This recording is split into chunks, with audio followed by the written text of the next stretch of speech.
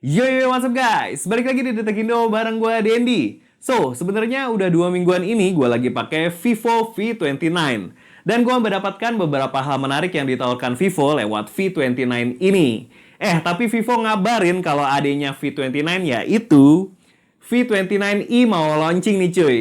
Dan saat gue coba pakai semingguan ini lah asik juga.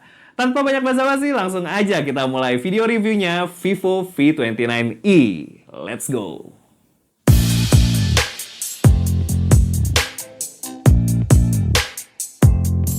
Oke, jadi yang cukup menarik perhatian gue itu adalah desainnya nih cuy.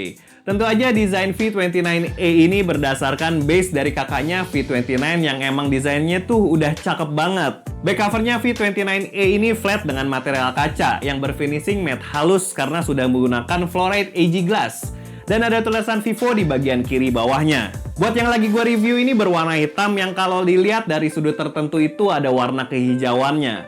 Warna ini terinspirasi dari binar rimba di hutan Indonesia. Cakep ya? Buat BAM kameranya, V29e sedikit lebih kecil kalau dibandingin sama kakaknya V29. Yang di dalamnya terdapat dua kamera, flashlight, aura light portrait, dan ada tulisan OIS portraitnya. Di bagian samping, V29e pakai 2.5D slim flat frame design, yang ketebalannya itu cuma 7,69 mm. Jadi dia punya framenya itu flat, tapi sisi edge framenya sedikit melengkung. Yang bikin feel saat digenggam tanpa case itu masih cukup enak. Nggak terasa sakit kayak desain smartphone flat kebanyakan. Karena desain tipis ini yang ngebuat bobotnya nggak terlalu berat, cuma di 190 gram aja. Buat desain layarnya dia udah pakai desain dot display yang dimensinya tuh bisa dibilang cukup kecil banget. Ditambah bezel di bagian kiri kanannya juga udah tipis, dan bezel bagian bawah dan atasnya itu sedikit aja lebih tebal. Kalau buat layarnya, V29i pakai panel AMOLED 6,67 inci 120Hz dengan resolusi Full HD+. Peak brightness-nya sampai 1150 nits. Dan karena layarnya udah AMOLED, jadi fingerprint-nya juga udah in-display ya. Yang kecepatan membacanya juga lumayan cepat. Dia juga udah dukung 100% DCI-P3 White Color Gamut. Buat specs kayak gitu ya udah auto manjain mata lah ya. Kalau dipakai buat nonton konten HDR tuh layarnya vivid, tajam, detail banget. Terus buat scrolling sosmed juga smooth like butter, lancar. Refresh rate 120Hz-nya ini bukan gimmick-gimmick. Kalau gue bandingin sama kakaknya V29 yang specs layarnya lebih tinggi, kalau dilihat masih cukup bisa bersaing ya. Tapi kakaknya si V29 bisa ngasih color depth yang lebih baik. Dan nggak kalah enak kalau dipakai buat main game. Respon layarnya tuh kenceng, anti delay-delay. Ya jelas, karena touch sampling rate-nya aja sampai 1200Hz. Yang pasti HP ini cocok banget nih buat para player Assassin Mobile Legends yang butuh layar dengan respon bagus kayak gini. Ditambah layarnya juga udah support 10 multi-touch nih cuy. Jadi makin nyaman main game pakai V29i. Terus buat speakernya, V29i masih pakai speaker mono yang grill speakernya itu di bagian bawah. Buat kualitas suaranya cukup kenceng karena volumenya bisa di-push sampai 150%. Ini karena ada fitur audio booster. Dan buat kualitas suaranya kayak rata-rata HP mid-range. Low mid-nya cukup enak dengan frekuensi high-nya yang lebih dominan di sini. Buat SIM tray slot-nya dia pakai sistem dual SIM tanpa adanya slot SD card. Tapi berhubung internal storage-nya udah gede, jadi masih bisa dimaafin lah ya. Terus buat fitur basic kayak NFC udah pasti ada.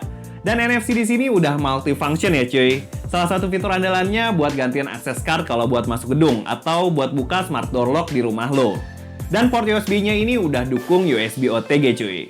Sekarang kita ke bagian hardware dan software-nya. V29i pakai Vantos OS 13 berbasis Android 13. Kalau gua cek Android security update-nya itu terakhir ada di awal September, masih baru-baru ini ya. Dan itu tandanya Vivo rajin ngasih update buat update software-nya ke smartphone-nya nih cuy. Nice nih. Terus buat RAM-nya dia udah 8GB yang bisa ditambah sama virtual RAM 8GB juga. Dan internal storage-nya 256GB. Lega nih cuy. Terus buat SoC-nya dia pakai Snapdragon 695 yang punya arsitektur 6 nanometer. Agak bosen sama SoC badut ini. Tapi jangan salah. Snapdragon 695 itu SoC mid-range yang masuk akal menurut gua. Karena selain performanya cukup bagus, dia juga stabil. Kalau buat tes Antutunya dia dapat skor 453 ribuan, cukup oke. Terus buat CPU throttling dia dapat skor 89%. Kalau kita lihat-lihat, area kuning-kuningnya ini cuma dikit ya, cukup stabil. Terus buat 3D Mark Wildlife Extreme Stress Test, dia dapat best loopnya di 361 dan lowest loopnya di 357 dengan stability 98,9%. Kalau kita lihat-lihat skor sintetisnya buat di kelasnya ini bukan hasil yang paling kenceng ya. Tapi gua rasa hasilnya cukup stabil.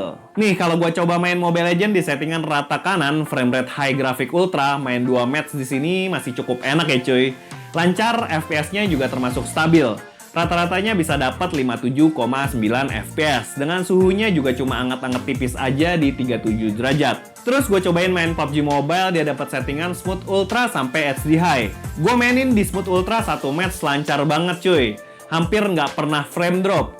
Salah satu faktor utamanya menurut gue karena suhu HP-nya juga rendah, cuma di 38an aja. Dan dia dapat rata-rata FPS-nya di 39 FPS. Gyronya juga hardware ya cuy. Jadi baiknya dihidupin aja biar lebih enak buat ngeker-ngeker musuh. Nah, kalau buat main Genshin Impact biar lancar taruh aja di settingan lowest 60 FPS. Di sini main cukup enak ya. Sesekali FPS-nya bisa turun sampai 20-an FPS, tapi itu jarang banget. Gue coba mainin 30 menit, dia dapat rata-rata FPS-nya juga masih cukup tinggi di 44 FPS.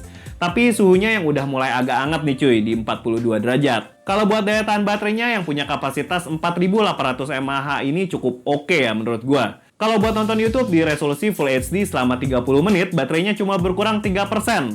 Kalau buat scrolling TikTok 30 menit, baterainya berkurang 4%. Dan kalau buat main Genshin di settingan lowest 60 FPS selama 30 menit, baterainya berkurang 11-12%. Kalau buat chargernya, dia juga udah support flash charge 44 watt yang buat ngecas dari 1 ke 50% itu butuh waktu 32 menit. Dan buat ngecas ke 100% dia butuh waktu 1 jam 13 menitan. Nah, mungkin bagian ini yang mesti gua highlight buat kalian. Karena bagian kamera ini jadi aspek paling menarik dari Vivo V29e. Karena dia ngasih setup tuh nggak pakai gimmick-gimmickan. Buat di belakangnya dia pakai dual setup kamera dengan kamera utama itu 64 megapiksel OIS night camera dan kamera ultrawide 0,6x 8 megapiksel. Di bawah kameranya itu ada aura light portrait yang fungsinya mirip-mirip kayak ring light. Serta udah ada fitur kayak V29 yaitu Smart Lighting Control yang dapat mengubah temperatur warna dari aura light-nya itu ke cool atau ke warm sesuai kebutuhan. Dan kamera selfie-nya pakai resolusi 50 megapiksel AF Group Photo. Nah, buat hasil foto di kamera utamanya saat kondisi siang hasilnya cukup cakep cuy. Warnanya emang nggak terlalu vibrant tapi lebih ke arah natural. Tapi ini yang bikin menarik buat gua karena jadi lebih gampang buat explore saat edit-edit fotonya. Buat gua ini jadi kelebihan tapi buat beberapa orang ini juga sekaligus jadi kekurangan juga ya. Buat yang habitnya take foto terus langsung post di sosmed tanpa pakai edit-edit, hasil fotonya jadi kurang vibrant, kurang nendang warnanya. Terus SDR pada hasil fotonya bisa dibilang wow ya, keren. Dia bisa ngereduce cahaya yang over sehingga bisa kelihatan jelas. Kalau buat foto portrait, separasi foreground sama backgroundnya juga cukup rapih, crispy kelihatannya. Terus kalau buat foto low light, dia juga masih bisa hasilin foto yang cukup enak buat dilihat. Bagian shadownya masih kelihatan gelap, tapi di sisi yang ada cahayanya masih ter-highlight dengan jelas. Nice nih. Tapi yang keren itu saat lu foto portrait saat kondisi low light. Hasilnya keren. Tapi jangan lupa hidupin aura light portraitnya karena dia bisa bikin foto low light portrait itu jadi tambah keren. Dan dia bisa dikontrol juga nih cuy berdasarkan skenario saat lo ambil foto. Bisa warm light atau bisa cool light. Nice nih. Kalau untuk kamera depannya yang 50 megapiksel AF Photo Group, hasil-hasil fotonya juga nggak kalah cakep cuy.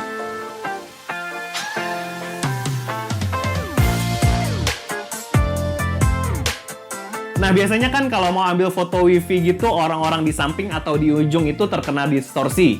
Atau bahkan kadang nggak in frame karena field of view-nya sempit. Nah, di Vivo V29e, hal-hal tersebut bukanlah menjadi sebuah masalah lagi. Vivo juga mengklaim bahwa V29e ini memiliki wifi dengan super wide angle yang paling jernih di kelasnya.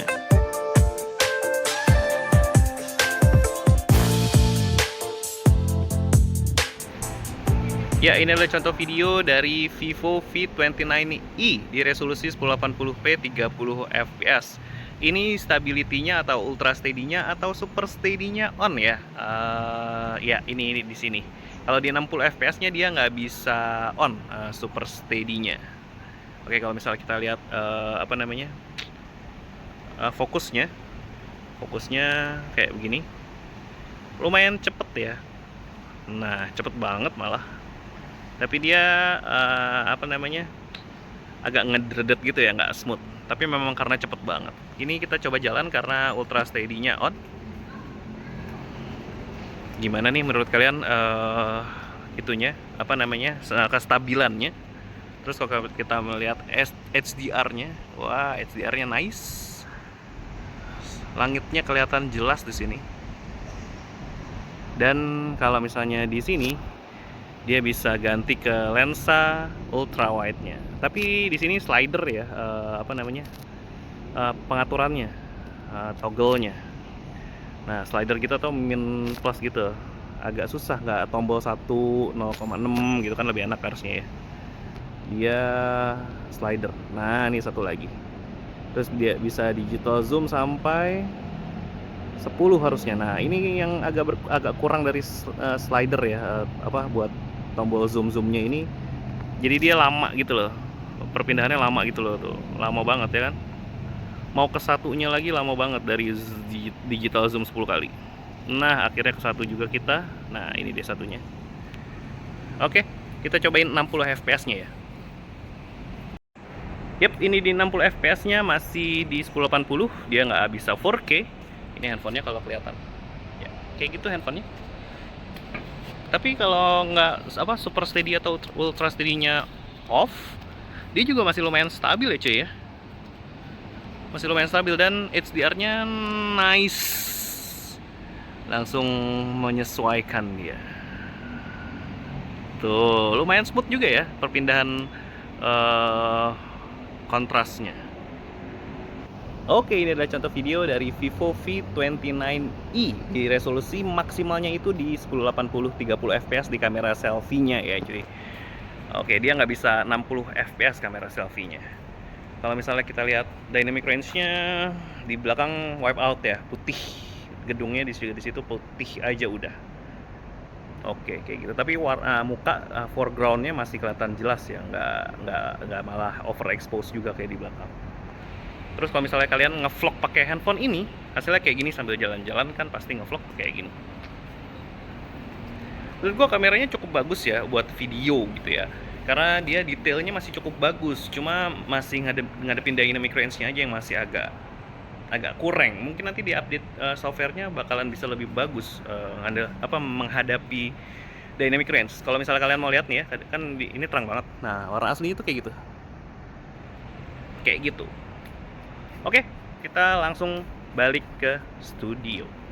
So, menurut gua Vivo V29e bisa jadi alternatif buat kalian yang pengen beli V29 tapi budgetnya kurang. Karena V29e bisa ngasih experience yang mirip-mirip sama kakaknya, cuma versi diturunin dikit aja ya.